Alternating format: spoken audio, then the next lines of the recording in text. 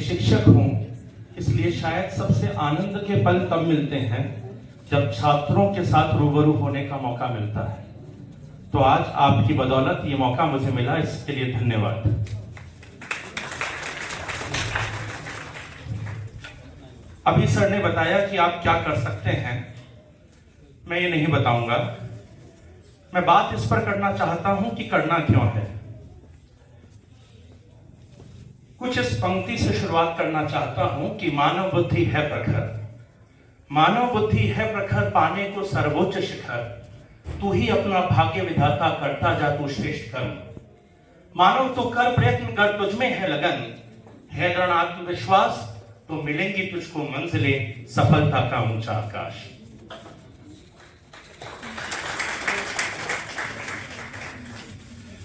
आप में से हर बच्चा कुछ बड़ा करना चाहता है, वह कुछ अलग करना चाहता है, अपनी अलग पहचान बनाना चाहता है, और बनानी भी चाहिए और इसके लिए कोशिश भी करनी चाहिए। पर ये जो समाज है, ये समाज आप सबको एक जैसा बनाना चाहता है। इस समाज की कोशिश रहती है कि वह आपको भीड़ में बदल दे, पर आपको अलग होना है। तो फिर अलग कैसे हो, कैसे इस भीड़ बनाने वाले समाज में अपनी अलग पहचान बनाएं।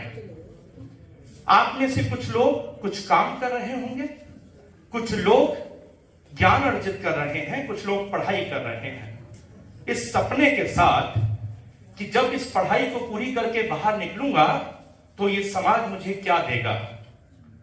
बस अगर भीड़ नहीं बनना है तो इस सोच को पलट दीजिए, पढ़िए, काम करिए, यह सोचकर कि जब पढ़ाई पूरी करूंगा तो इस समाज को क्या दूंगा।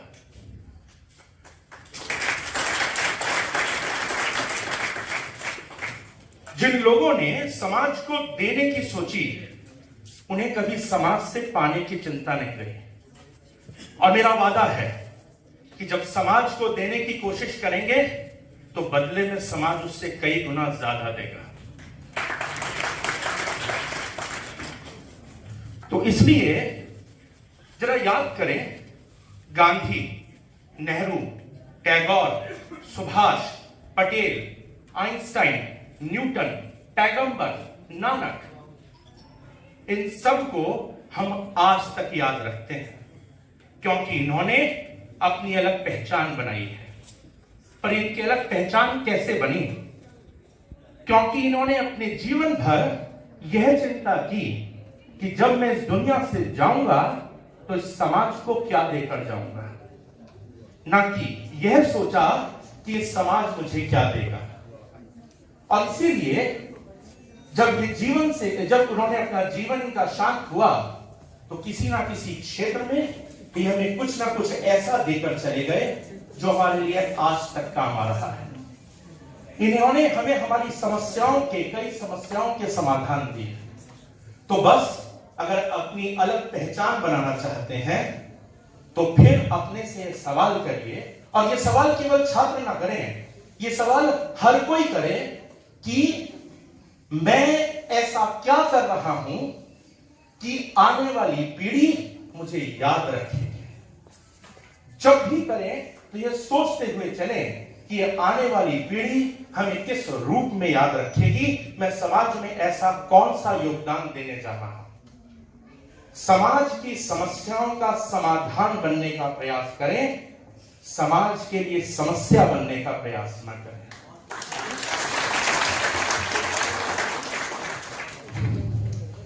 इसलिए बड़े सपने देखें, छोटे सपने देखे नहीं जाते। बड़े सपनों को हासिल करने की जद्दोजहद में छोटे सपने तो वैसे ही पूरे हो जाते हैं। तो इसलिए बड़ा सपना देखें और बड़ा करने की कोशिश करें।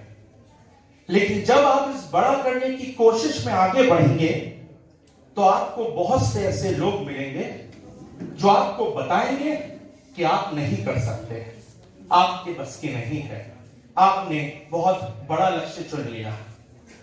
सामान्यतः इसमें से ज्यादातर लोग वो होंगे जो वही करना चाहते थे लेकिन असफल हो गए।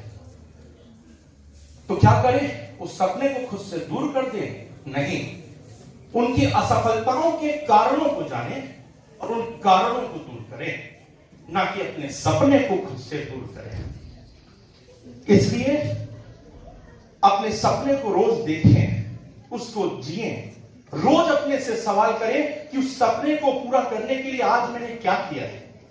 मुझे विवेकानंद की वो पंक्तियां याद आती हैं कि arise awake and stop not till the goal is reached. उठो, जागृत हो और तब तक प्रयास करते रहो जब तक लक्ष्य की प्राप्ति ना हो जाए। अब अगली बात यह है कि इस दौर में जब हम कोशिशें करते हैं तो समस्याएं आती हैं। बिल्कुल, समस्याएं आनी भी चाहिए, क्योंकि हर एक समस्या आपको और बड़ा बनाती है। और अगर आपके सामने बड़ी समस्याएं आ रही हैं तो जान लीजिए आप तरक्की कर रहे हैं, आप बड़े हो रहे हैं। तो इसलिए समस्याओं से डरकर भागे नहीं। यहां पर मैं इस डर शब्द को भी डिफाइन करना चाहूंगा। डर मतलब फियर। फियर के मुझे दो मतलब समझ में आते हैं। एक है फॉरगेट एवरीथिंग एंड रन, और दूसरा है फेस एवरीथिंग एंड राइज। तो इसलिए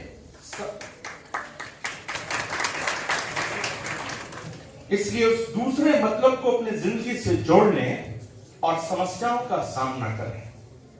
समस्याओं से डरकर कभी गलत रास्ते का प्रयोग ना करें, कभी झूठ का सहारा ना लें।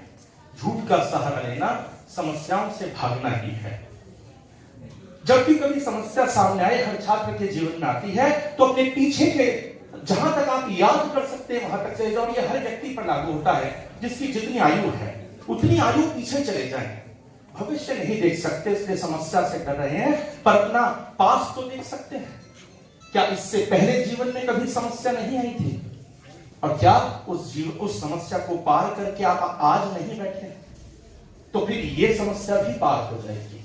बस उसका सामना करें, उससे डरें नहीं।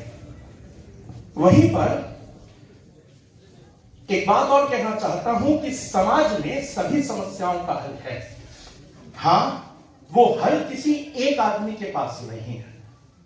समस्याओं का हल है इसी समाज में, क्योंकि समस्याओं ने जन्म भी इसी समाज में लिया है। पर क्योंकि किसी एक के पास हल नहीं है, इसलिए बहुत जरूरी है कि जो भी करें, जो भी बोलें, वो ऐसा हो जो सबको आपस में जोड़ने वाला हो, ना कि तोड़ने वाला हो।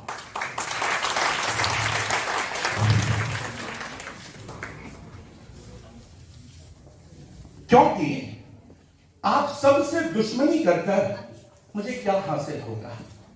पर अगर आपसे दोस्ती कर लेता हूं तो शायद किसी मेरी मुश्किल में आप भागीदार बन जाए और आपकी मुश्किल में मैं भागीदार बन जाए। मेरा अनुभव आपके काम आ जाए, आपका अनुभव मेरे काम आ जाए। और मुझे तो लगता है ईश्वर की भी यही इच्छा है, क्योंकि अगर ईश्वर हमें अलग थलग करना चाहता तो हमें अलग अलग प्लैनेट्स पर छोड़ देता है, अलग अलग द्वीपों पर छोड़ देता है।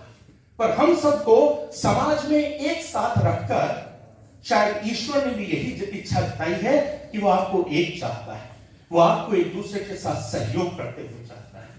तो जो भी पढ़ें, जो भी करें, इस उद्देश्य से करें कि वह समाज को एकजुट करता हो, वह उसको ताकत बनाता है। यह भी कहना चाहूंगा कि हम सब, मुझे जो लगता है, हम सब यहां एक यात्रा पर आए हैं। हम सबकी जर्नी बिल्कुल ट्रेन की जर्नी जैसी है।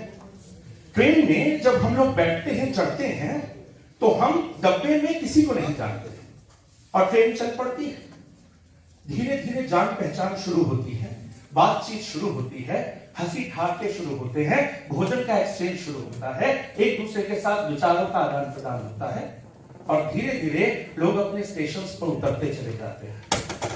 अब आपके हाथ में है, आप इस ट्रेन की जर्नी को कैसे जीना चाहते हैं? लड़ते हुए उस डब्बे में रहना चाहते हैं, या हंसी ठाटों के साथ एक दूसरे के साथ भोजन शेयर करके इस जीवन को जीना चाहते हैं? यहां इतने बड़े चिंतक, विचारक और ऐसे लोग बैठे हैं जिनका जीवन अनुकरणीय है। मैं मुझे नहीं पता मेरी आयु कितनी है, मैं कभी तो यहां से जाऊंगा, पर मुझे इतना पता है यहां जितने लोग बैठे हैं शायद मैं अगर ईश्वर की इच्छा रही तो 30-40 वर्षों से ज्यादा लंबे समय तक नहीं देख, फिर पता नहीं कहां निकल जाऊंगा। और जब निकल जाऊंगा तो ये देख लो कि आप इन लोगों से कभी नहीं मिलने वाले। तो जितना समय मिला है जियो, अच्छे से एक दूसरे के साथ जियो। अपने ज्ञान को विभाजन में उपयोग मत करो, बल्कि अपने ज्ञान को सहयोग और एकीकरण में उपयोग करो। क्योंकि ज्यादा दिन साथ नहीं तो अच्छे से आपके माता पिता, आपके सगे संबंधी, आपके दोस्त जो स्कूल कॉलेजों में आपको मिले हैं, इनके साथ जितना लंबा समय अच्छे से जी सकते हो जियो, क्योंकि फिर ये कभी नहीं मिलेंगे।